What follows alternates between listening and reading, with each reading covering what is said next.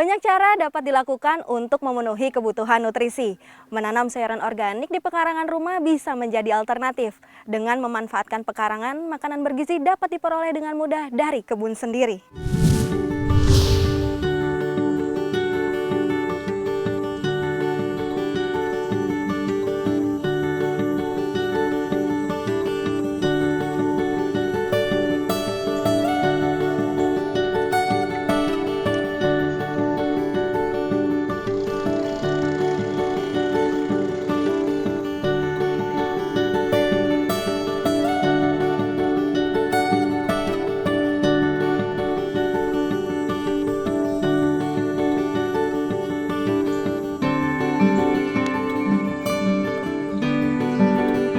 Pemanfaatan dan pengembangan pekarangan rumah atau home garden bisa menjadi salah satu akses penyediaan sumber nutrisi bagi masyarakat.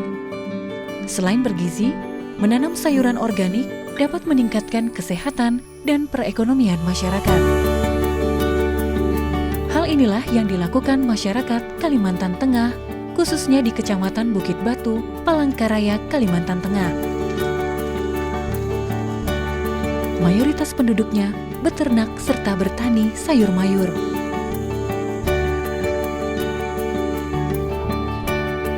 Karena kondisi tanah gambut, berpasir dan mengandung asam, beberapa kelurahan di Kecamatan Bukit Batu mengalami kesulitan untuk mendapatkan sayur dan bahan makanan bernutrisi untuk kebutuhan sehari-hari. Kalau kondisi tanah di sini dulu memang pasir gitu, pasir campur gambut. Jadi kalau kita nggak pinter-pinter ngelola, tujuannya kita berhasil, memang sulit itu ditanam.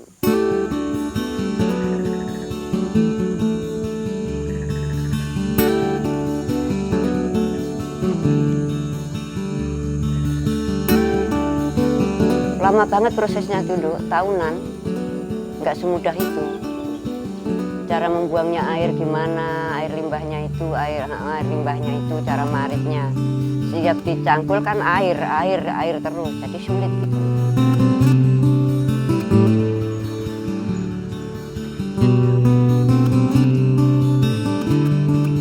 Pertama nanam, hasil tanaman ya nggak bagus, kuning-kuning semua. Buat tanah jadi subur kami nanam kacang-kacangan. Kacang-kacangan rumput yang menjalar banget itu loh. Itu langsung kita cacah-cacah untuk ditimbun supaya jadi kompos, itu kompos ditimbun di dalamnya pasir itu. Jadi ya itu akhirnya bisa bagus.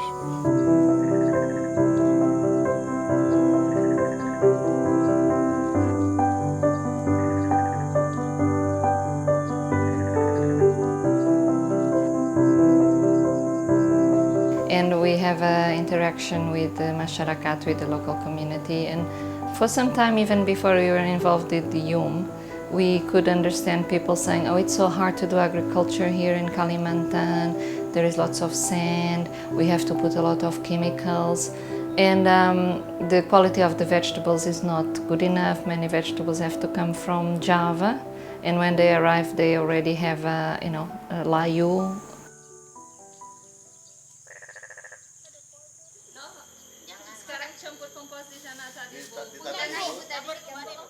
In YUM, we always believe that maybe if we have access to develop a model that can work, because there is so much information around the world, there is so many good results around the world with good techniques, and that we can do sustainable home gardens. There is concept about permaculture that is being developed. We thought, why not really try to develop a model that can work in these conditions?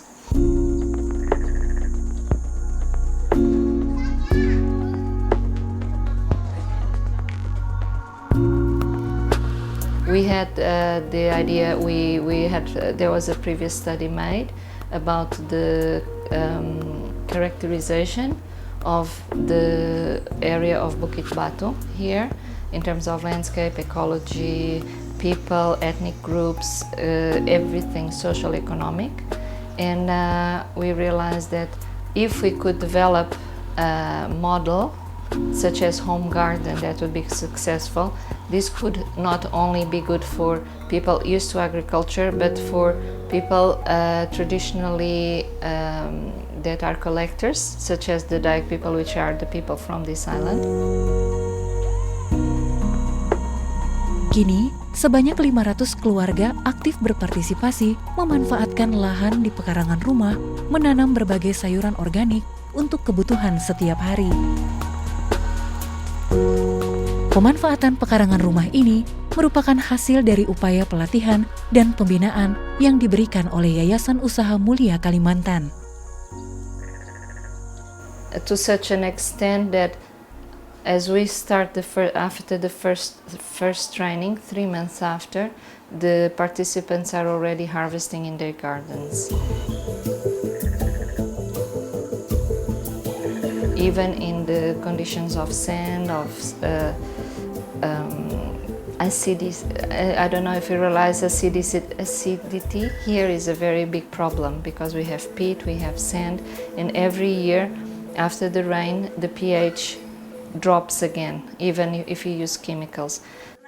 Nggak pernah. Makanya nggak pernah gatal-gatal seperti mereka yang kena biasa racun itu. Cukup nggak kelas.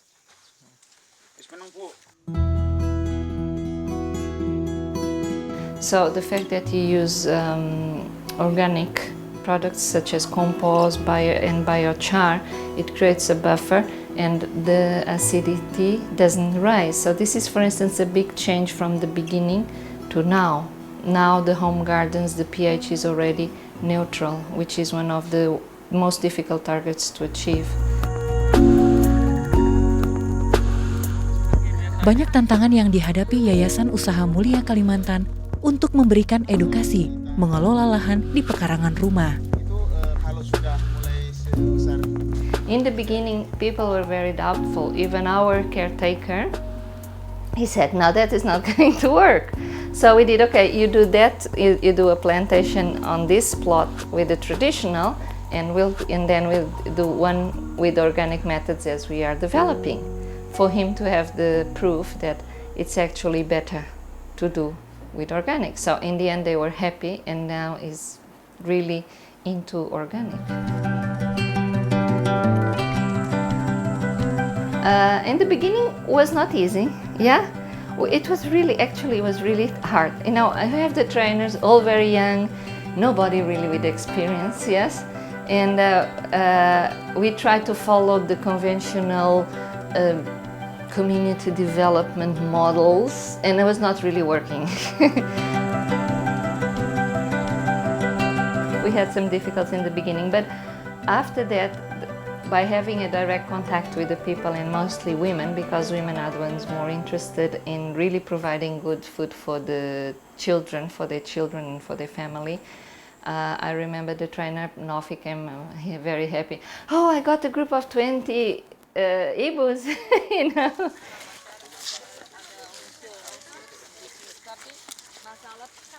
But once we had the first, second group and third groups, then we started to have people just wanting to participate because they could see the good results of the neighbor, and they would come and be part of the program. And at the moment we have 500 families active in the program. Tapi ya ini memang kuat kalau pakai sedikit teh. Ini masak Italia banyak pakai ini. Masakan Italia. Kalau mau masak spaghetti. Iya.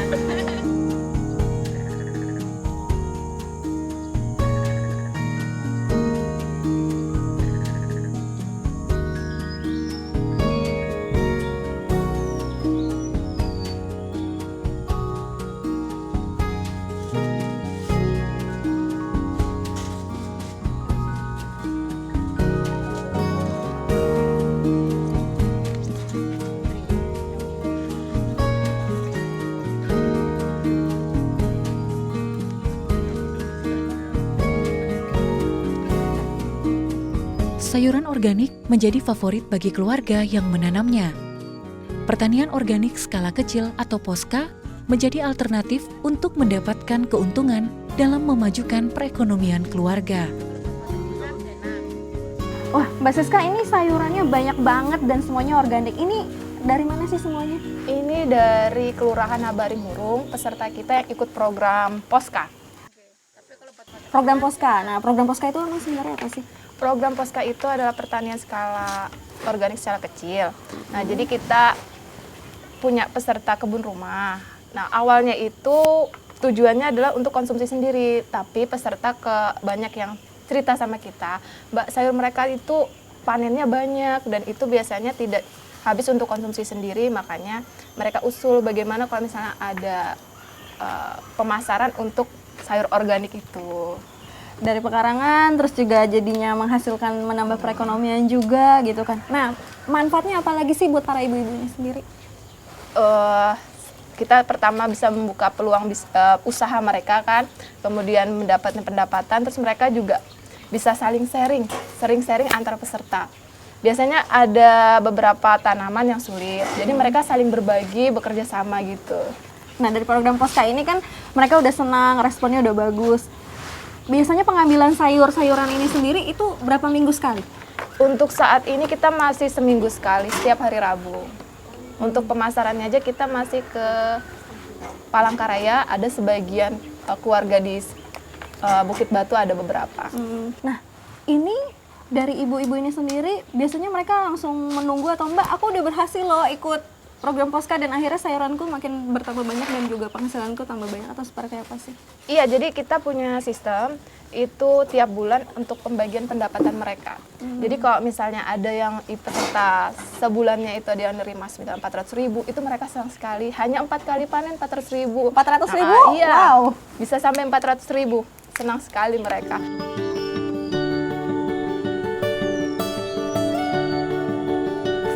Saling bekerja sama, saling sharing. Iya. Responnya dengan adanya program Poska ini buat mereka apa? Respon mereka sih antusias ya, senang. Karena membantu ekonomi mereka juga itu yang paling utama, mereka senangnya di situ.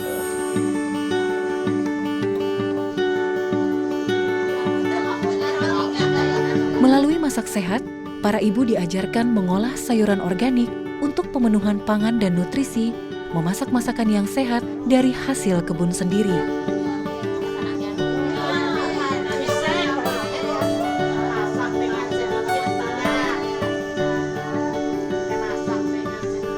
Pertama, mereka belajar tentang cara belajar berkebun dulu, membuat kebun rumah, sehingga mereka masuk di dalam program kebun rumah.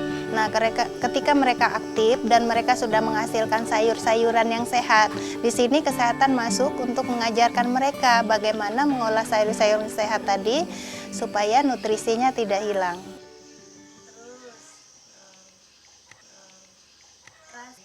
Nah, materi tadi ada 2. Yang pertama kita belajar cara masak sehat, menggoreng dengan sedikit minyak.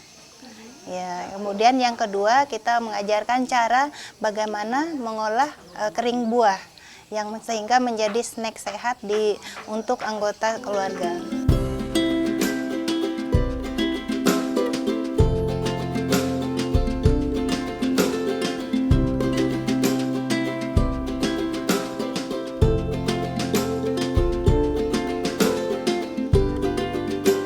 Ini sebenarnya nama kegiatan itu lagi ngapain sih sebenarnya? Sedang belajar masak masak sehat. Sedang belajar masak sehat. Masak sehat. Belajar masak sehat itu sebenarnya apa sih? Dengan cara masak sehat tuh dengan cara sedikit minyak. Dengan cara sedikit minyak. Sedikit Kenapa minyak sedikit minyak? supaya pertama ngirit biaya pengeluaran. Kedua, mencegah kolesterol, tidak banyak makan minyak. Belajar dari Yum tentang belajar masak sehat. Nah, dampaknya buat ibu dan keluarga apa sih? Dampaknya ya menjaga kesehatan keluarga. Terus minyak itu nggak banyak-banyak pakai lagi seperti dulu, biaya nggak banyak. 1 liter minyak ya tahan hampir 1 bulan lah. Nah, kan belajar dari Yum, pengetahuannya dari Yum. Apa saja sih yang disampaikan oleh Yum terkait tentang belajar masak sehat ini? Contohnya apa nih yang sedang dibuat ini?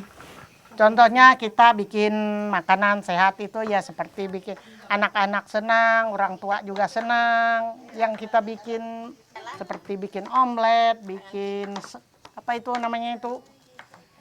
Makanan ringan dari Makanan sayuran. ringan dari sayuran seperti kita bikin ini kan bikin dari pisang, dari nanas, dari kates, Iya. pepaya itu.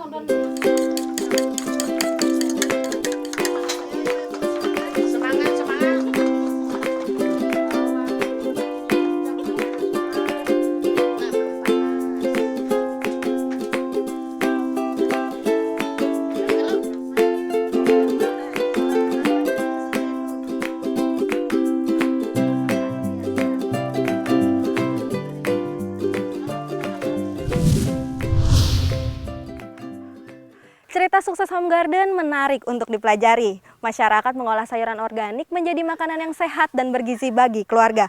Bagaimana pengalamannya? Mari kita simak.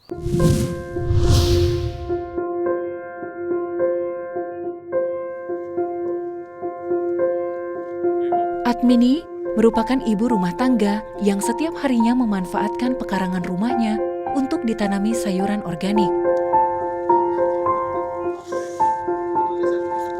Berawal dari ketidaktahuannya dalam pemanfaatan halaman rumah. Kini, Atmini mengerti program home garden yang diberikan oleh Yayasan Usaha Mulia Kalimantan. Sebelumnya belum nanam. Ya ada program IUM ini saya ikutin, terus mengelola tanah semulanya dari pasir, gambut menjadi subur.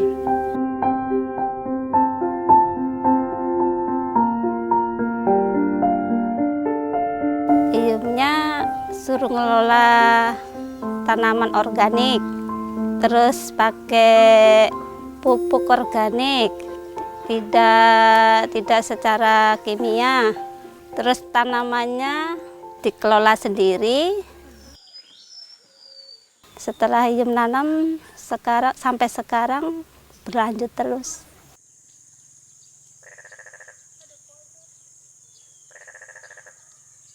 Sejak tahun 2013, Atmini sudah tidak membeli sayuran untuk memenuhi kebutuhan hidupnya dan keluarga.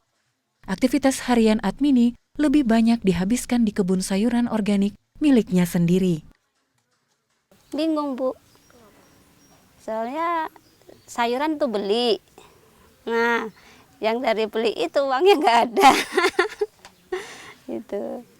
Terus ada tanaman sendiri enak. Jadinya sekarang mengerti tentang tanaman organik.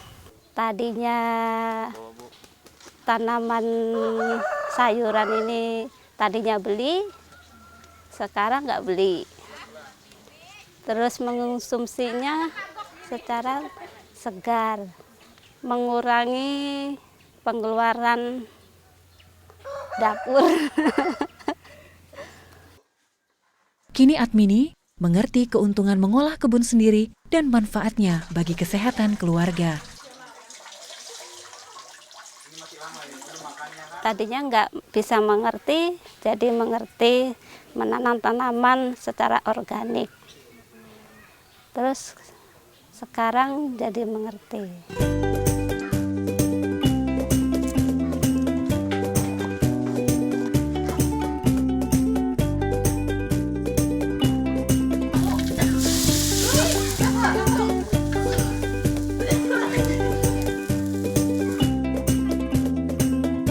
Yang saya sekarang ya bagus, lebih sehat, tidak gampang sakit. Anak-anak jadi suka sayur yang segar.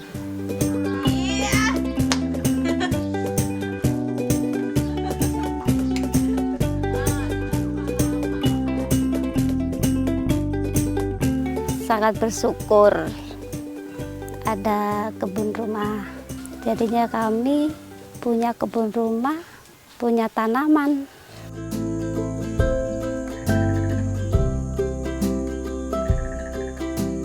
Contoh lainnya adalah keluarga Aida. Dulunya, Aida hanya tahu menanam tanaman yang mudah dan sederhana. Ya Ya sering kita tanam, cuma tanam singkong. Tanam singkong, segala pisang aja kita tanam, nggak pernah nanam yang lain. Oleh kita kan tanahnya kita juga. Jadi kita kan oleh yang ada dari Yum nih kita coba gitu. Ternyata kita berhasil lah gitu untuk makan sendiri. Iya, memang tanahnya tuh susah, Bu. Oleh tanah model gambut apa pasir gitu nah. Jadi kalau nggak dikasih pupuk, nggak apa tuh nggak bisa tumbuh sayurnya. Tanahnya masam. Kalau kita nggak cangkol, kasih pupuk apa, pokoknya nggak bisa hidup. Model kering gitulah. Kalau kasih singkong kan bisa ambil daunnya, ambil buahnya. Bisa kalau singkong, kalau yang lainnya itu nggak bisa kalau nggak kasih segala kapur.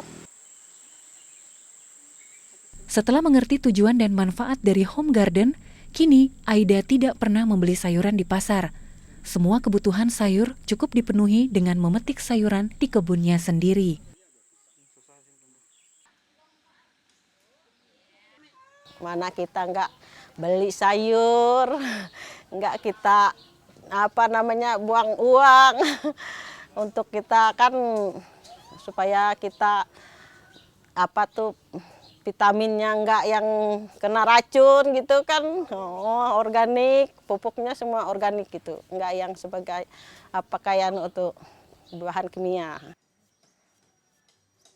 Belanja, beli sayur di pasar, beli lombok di pasar, beli pokoknya sayuran tuh dibeli di pasar semua. Kalau sekarang kita nggak lagi beli. Ada kebun sendiri, enak langsung petik sendiri gitu. Sayur organik yang dihasilkan dari kebun sendiri memberi dampak positif bagi Aida dan keluarga, terutama bagi anaknya yang menjadi gemar makan sayur. Saya suka masak sama ibu karena ngambil sayur dari kebun rumah. Lebih suka makan sayur karena rasa sayur itu enak. Dari pekarangan rumah menjadi kebun sayur, itulah yang dilakukan masyarakat di Kecamatan Bukit Batu. Sayuran organik menjadi pemenuhan nutrisi dan meningkatkan perekonomian keluarga. Dengan sikap terbuka untuk belajar dan kemauan yang kuat untuk menjadi lebih baik, warga Kecamatan Bukit Batu menunjukkan bahwa pekarangan rumah berpasir gambut bisa diolah. Kini harapan banyak pihak dapat menularkan ke sekitar wilayah mereka dan bahkan ke daerah yang lain yang lebih luas lagi. Pekarangan rumah menjadi alternatif bagi warga yang ingin membuat kebun yang bermanfaat bagi keluarga. Selain keuntungan ekonomis, kebun sayur keluarga juga turut berperan menjaga kesehatan keluarga dan memberi manfaat psikologis.